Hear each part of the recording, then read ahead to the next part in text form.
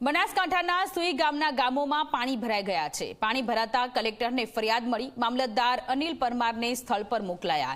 શબ કેનાલમાં 3 સ્થળે એક તરફ કેનાલ તોડવાનું શરૂ કરાયું। પાણીનો નિકાલ થતા કટાવ અને તેની આસપાસના ગામોના પાણીનો નિકાલ થશે। પાણીનો શબ કેનાલમાં નિકાલ થતા કેટલાક ગામ અને ખેતરોને રાહત મળશે।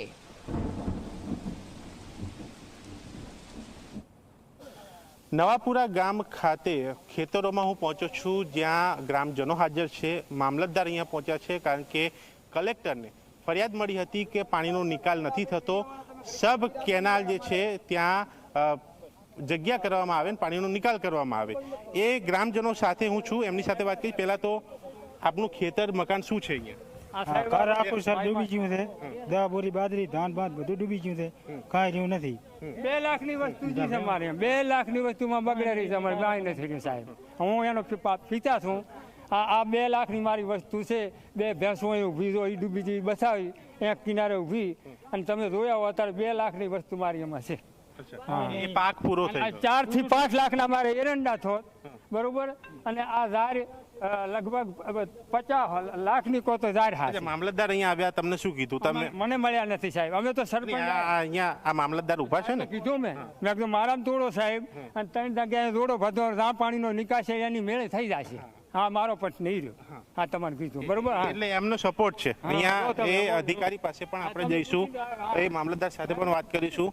મામલતદારજી, અહીંયા આપ આવ્યા છો, કઈ ફરિયાદ મળી હતી? શું ફરિયાદ અમને એવી રીતે મળી હતી કે ઊંચોસણ ગામમાં છે ને, ત્યાં સીમાડામાં પાણી ભરાણા છે અને એની બાજુમાં કેનાલ છે। એ કેનાલમાં કાણું કરીએ તો ભરાયેલું પાણી આપોઆપ નીકળી જશે। એટલે એના માટે જે આવે છે અહીં જે સ્થાનિક ખેડૂતો છે હવે માન્યા છે, એટલે અમે સાધન સામગ્રી મંગાવી અને પાણીના નિકાલની કાર્યવાહી ચાલુ કરીએ છીએ। અત્યારે કઈ જગ્યાએ કેટલી જગ્યાએ કરવાનું? હાલ અમારે પ્રોબેબલી 3 જગ્યાએ કાણા પાડવા છે, અને કેનાલ હાલ જુઓ તમે કે અત્યારે લગભગ નથી, ખાલી જેવી જ છે। એમાં કાણા પાડશું એટલે આપો પાણી છે અંદર આવી જશે અને એની રીતે રસ્તો કરી લેશે, એવી અમારી તૈયારી છે અત્યારે।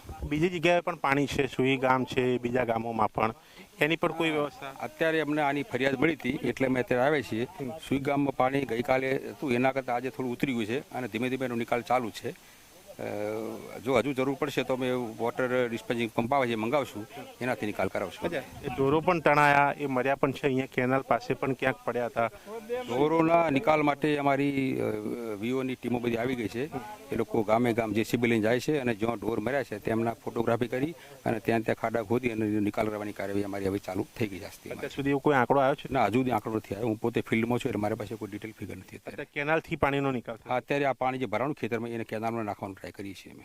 એટલે અત્યારે જે ખેતરોમાં પાણી છે એ સબ કેનાલમાં નાખીને તેનો ડિસ્ચાર્જ, તેનો નિકાલ કરવાનો પ્રયાસ એ તંત્ર કરી રહ્યું છે। જે ફરિયાદ મળી હતી તેના આધારે અહીંયાની આ સમસ્યા દૂર કરવાની વાત છે, અને સાથે સુઈ ગામ કે અન્ય જગ્યા ઉપર જે પાણી ભરાયા છે તે પાણીનો નિકાલ કરવા પણ કેટલીક વ્યવસ્થા ચાલી રહી છે તેવું પણ તેમનું જણાવવું છે। અને જે ઢોરો તણાયા, જે ઢોર મર્યા છે તેમને શોધીને અથવા તો મળે તો તેને ત્યાં જ વિધિ કરવાની પણ પ્રક્રિયા શરૂ કરી દેવાય છે તેવું પણ મામલતદારનું કહેવું છે। એટલે કે આ પ્રકારની પ્રક્રિયા હાલ આ ગામોમાં જોવા મળી રહી છે, અને તંત્ર પણ અલગ અલગ જગ્યા ઉપર ટીમો બનાવીને કામે લાગ્યું છે, અને લોકોની સમસ્યા જલ્દી દૂર થાય એ તેમની પહેલી પ્રાયોરિટી અહીંયા જોવા મળી રહી છે।